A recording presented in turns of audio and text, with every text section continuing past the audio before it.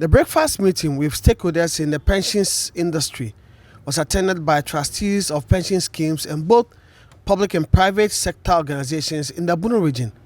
The program was to give insight into the various pension schemes in the country. The CEO of the National Pensions Regulatory Authority, Hayford Attack-Rufi, speaking on the sidelines of the breakfast meeting, called on Ghanaians in the informal sector to enroll on the various pension schemes in the country. And sometimes there's a misconception and a perception that pension is only for the formal sector workers.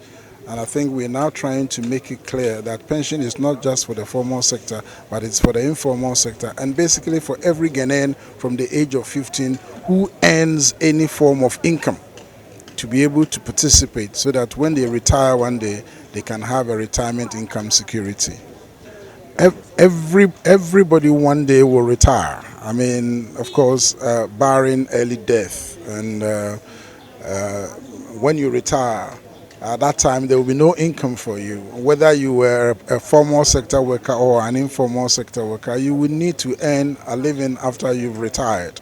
And it is on that advice, because before the new pension system came into effect, it was only the formal sector workers, and there was the old age poverty, which was, affecting the informal sector workers mostly, because majority of our people in Ghana are in the informal sector. So if you want to cure old age poverty, the best way to tackle it is to make sure that pension is covered in the informal sector, which is about 85% of our population really, and therefore to be able to avert any old age poverty, you need to make sure that the pension system will include the informal sector. Mr. Krufi also admonished contributors to the various pension schemes to always go for their statements. Yeah. First of all, one of the difficulties that we have, especially with the new pension system, is people even knowing who their providers are. SSNIT is a household name, so for Tier 1, it becomes very easy to sell the idea about the Tier 1 pensions, because everybody knows SSNIT. However, when it comes to the Tier 2, because it is the private sector providers, and there are about 30 corporate trustees, most people will not know who their contributions are going to, or who their contributor or who their provider is.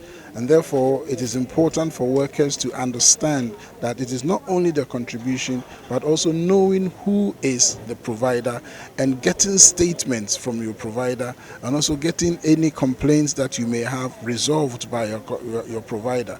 So basically, it's an education about knowing who your provider is, and also if there are any issues, your provider being able to resolve it for you, and if they are not able to, then you can resort to MPRA for any advice. For City Business News, I am Michael Saponin from Sunyane.